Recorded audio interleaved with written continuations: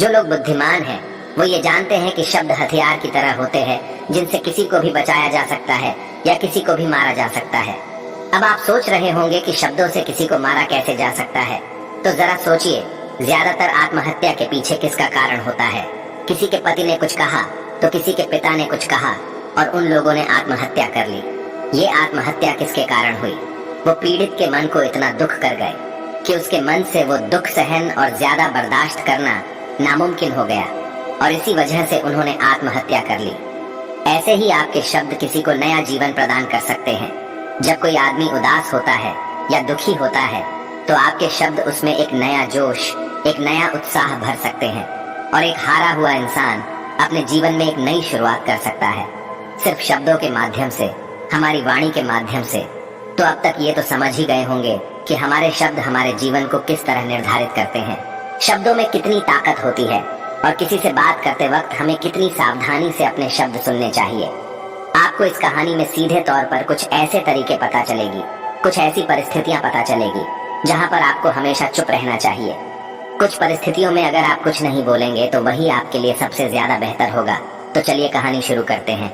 एक बार की बात है, एक लड़का एक बार गौतम बुद्ध के पास पहुंचा। वो काफी परेशान लग रहा था और उसने गौतम बुद्ध से जाकर पूछा कि मैं अपने आप से परेशान हूँ, अपने आप से दुखी हूँ।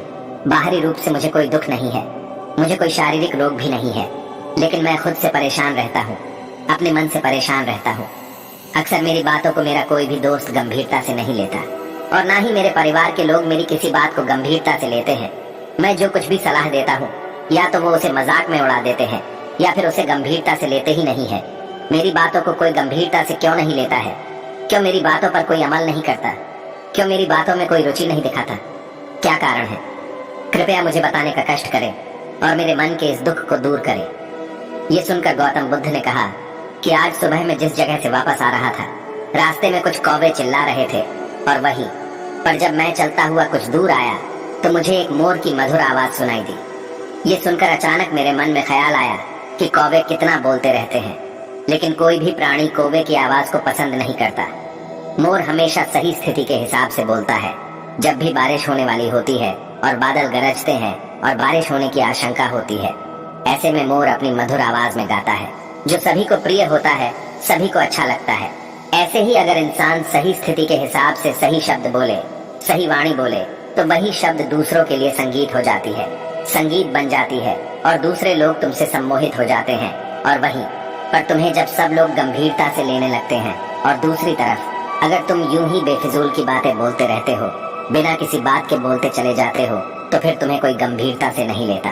तुम उस कौवे की भांति हो जाते हो जिसकी वाणी कोई पसंद नहीं करता और बाद में तुम्हें दुख होता है कि तुम्हें कोई गंभीरता से क्यों नहीं लेता। इसीलिए अपने शब्दों को बेहद बुद्धिमानी के साथ इस्तेमाल करना सीखो। अगर आप नहीं सीखोगे तो समाज में आपको कोई सम्मान या कोई गंभीरता से नहीं लेगा। ये सुनकर वो लड़का बोला, मैं जानता हूँ कि मैं ज्यादा बोलता हूँ, मुझे इतना नहीं बोलना चाहिए, लेकिन मैं अपने आप पर काबू नहीं रख पाता और ना ही मैं इतना बुद्धिमान हूँ कि मैं अपने शब्दों को नाप तोल कर बोल सकूं। मैं तो किसी से बात करते वक्त इतना सोचता भी नहीं कि मुझे अपने शब्द किस तरह इस्तेमाल करने हैं। कृपया करके मुझे ऐसी परिस्थितियां बता दीजिए जहां पर मुझे कब बोलना है या फिर बोलना ही नहीं है, हमेशा चुप रहना है। अगर आप मेरा मार्गदर्शन कर सकते हैं तो मेरा जीवन आसान हो जाएगा और मुझे ज्यादा दिमाग या अपनी बुद्धि लगाने की भी जरूरत नहीं पड़ेगी। ये सुनकर गौतम बुद्ध ने मुस्कुराते हुए कहा कि वैसे तो इंसान को हर परिस्थिति में सोच समझकर ही बोलना चाहिए, लेकिन वो हमेशा होश में नहीं रह पाता, ध्यान में नहीं रह पाता। तो मैं तुम्हारे दैनिक जीवन की कुछ ऐसी परिस्थितियां बता रहा हूँ जहाँ पर तुम्हें हमेशा चुप रहना है। अगर आप ऐसी जगह पर कुछ बोलेंगे तो आपका अपमान ही होगा या फिर आपको कोई गंभीरता से नहीं लेगा। सबसे पहली जगह है, या यूं कहे ऐसी स्थिति जहाँ पर इंसान को हमेशा चुप रहना चाहिए, वो है जब किसी ऐसे विषय के बारे में बातचीत हो रही हो जिसके बारे में आपको कोई जानकारी ही नहीं है। तो ऐसी परिस्थिति में बीच में टांग अड़ाना, अपना ज्ञान देना, आपको कुछ पता नहीं है लेकिन फिर भी आप अपना ज्ञान दे देते हैं, तो ऐसी जगह पर आपका अपमान ही होगा। जरा तुम खुद सोचो, जब कोई बीमार आदमी अपनी बीमारी के बारे में चर्चा कर रहा हो और आपको उस बीमारी के बारे में कोई भी ज्ञान नहीं है, लेकिन फिर भी आप व्यर्थ में, बेकार में उसे ऐसी ऐसी औषधियां बता रहे हैं जिनका उसकी बीमारी से कोई तालमेल ही नहीं है, तो ऐसे में आप अपनी प्रतिष्ठा अपने हाथों से खो रहे होते हैं। और आपको पता ही नहीं होता। ऐसी परिस्थिति में आदमी को हमेशा सुनना चाहिए। ध्यान से सुनना भी एक कला होती है। अगर आप सुनने का दिखावा करेंगे तो कहीं ना कहीं सामने वाले आदमी को एहसास हो जाता है कि ये मेरी बात पूरी ध्यान से नहीं सुन रहा है। इसलिए जब आपको किसी विषय के बारे में पूरी तरह से जानकारी ना हो तो वहाँ पर केवल अपने कान लगाना ही ज्यादा महत्वपूर्ण होता है, ज्यादा जरूरी होता है। आप उस इंसान की बातें ध्यान से सुन सकते हैं और इसी बीच आप दोनों के बीच एक संबंध पैदा होगा और वो संबंध सच्चा होगा, क्योंकि आपने उसके बात को बड़े ही ध्यान से सुना है और इस बात का पता सामने वाले को भी होता है। तो हम बिना कुछ बोले सिर्फ सुनने मात्र से किसी को अपना दोस्त बना लेते हैं, अपना मित्र बना सकते हैं। इस बात को हमेशा ध्यान में रखना। दूसरी जगह जहाँ इंसान को हमेशा चुप रहना चाहिए और वो है खाना खाते वक्त। खाना इंसान को हमेशा चुप रहकर खाना चाहिए, मौन रहकर खाना चाहिए। महात्मा बुद्ध हमेशा चुप रहकर भोजन करते हैं, शांत भाव से भोजन करते हैं, परिपूर्ण होकर भोजन करते हैं, पूरी तरह से करते हैं। एक एक टुकड़े का स्वाद लेकर भोजन करते हैं और ऐसा भोजन जब आपके शरीर में पहुंचता है तो वो आपके अंग अंग तक ऊर्जा पहुंचता है। अक्सर हम भोजन करते वक्त कुछ ना कुछ बोलते रहते हैं, कुछ ना कुछ सुनते रहते हैं, लेकिन मौन रहकर पूरा स्वाद लेकर उस भोजन को कभी नहीं करते। हम उस भोजन को करते वक्त आधे अधूरा ही करते हैं और इसीलिए हमारा शरीर रोगों से ग्रस्त हो जाता है। जरा तुम खुद सोचो, गौतम बुद्ध हमेशा भिक्षा लेकर भोजन करते हैं और भिक्षा भी कितनी बिल्कुल मामूली सी, और वो भी एक वक्त। तो एक वक्त भोजन करने के बाद भी वो इतने स्वस्थ रहते हैं, इतने उत्साह, जोश और आनंद से भरे होते हैं। और हम तो इतना खाना खाते हैं, इतनी सारी भोजन की सामग्री हमारे लिए उपलब्ध होती है, लेकिन हमारे शरीर में कोई ऊर्जा नहीं होती। इसका सबसे बड़ा कारण होता है कि हम अपना भोजन होश में नहीं करते, परिपूर्ण होकर नहीं करते हैं, मौन रहकर नहीं करते हैं, चबा चबा कर नहीं खाते हैं। इसीलिए अपना भोजन हमेशा मौन रहकर ही करना चाहिए। तीसरी जगह जहाँ पर अगर आपने चुप रहना सीख लिया तो इसका मतलब ये है कि आपने अपने ऊपर विजय हासिल कर ली। मतलब गुस्से में शांत रहना या चुप रहना इतना आसान नहीं होता है। अक्सर हम गुस्से से भरकर कुछ ऐसे शब्द या अपशब्द बोल जाते हैं जिनका पछतावा हमें हमेशा रहता है, लेकिन अपने मुंह से निकला हुआ शब्द वापस नहीं हो सकता, उस शब्द को मिटाया भी नहीं जा सकता। अब वो जिंदगी भर हमारे दामन से जुड़ चुका है और गुस्से में निकलता हुआ अपशब्द हमारे मन को समय समय पर बेचैन करता रहता है, दुखी करता रहता है। लेकिन गुस्से के वक्त चुप रहना सीखना भी एक बहुत बड़ी कला होती है। गुस्से में आदमी का अपने ऊपर काबू कहाँ रहता है, अपनी इंद्रियों को वश में कहाँ रख पाता है। इसीलिए इस कला को आप तभी सीख सकते हैं जब आप गुस्सा भी होश में रहकर कर पाए।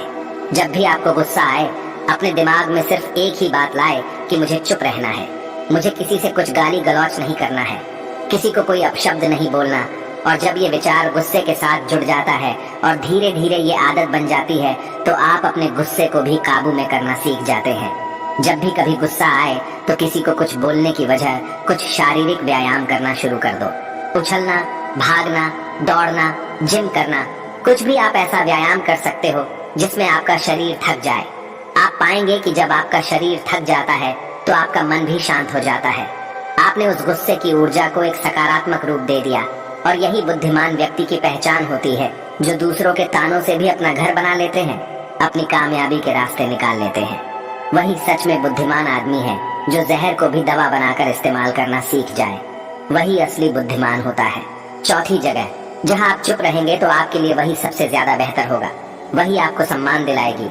चौथी जगह है जब चार लोग आपस में बैठकर बातें कर रहे हो, कोई बैठक कर रहे हो, तो वहाँ पर जब चार लोग बात कर रहे होते हैं तो चारों लोग एक साथ तो बात नहीं कर सकते। एक बार में एक व्यक्ति बोलेगा और तीन सुनेंगे, तभी वो बैठक कामयाब हो जाएगी, तभी वो चर्चा सही रूप में आगे बढ़ जाएगी। लेकिन अगर कोई आदमी ऐसा बैठा हुआ है जो बीच में ही दूसरों की बात काट कर अपनी बात को ऊपर रखना चाहता है, तो ऐसे में वो चर्चा या वो बैठक आपको कहीं नहीं पहुंचाएगी और चारों लोगों के बीच आप सबसे मूर्ख कहलाओगे। अगर आपको अपनी बात कहनी है तो सामने वाले को अपनी बात पूरा करने दो, उसके बाद अपने विचार रखो। यही एक अच्छे आदमी की पहचान होती है। और आखिरी जगह, अगर हमारे माता पिता हमें कुछ कह देते हैं, हमारे बड़े बुजुर्ग हमें किसी बात पर डांट देते हैं या हमें थप्पड़ भी मार देते हैं, तो ऐसी जगहों पर आपका चुप रहना ही उनके प्रति सम्मान दिखाएगा, उनके प्रति आदर का भाव व्यक्त होगा।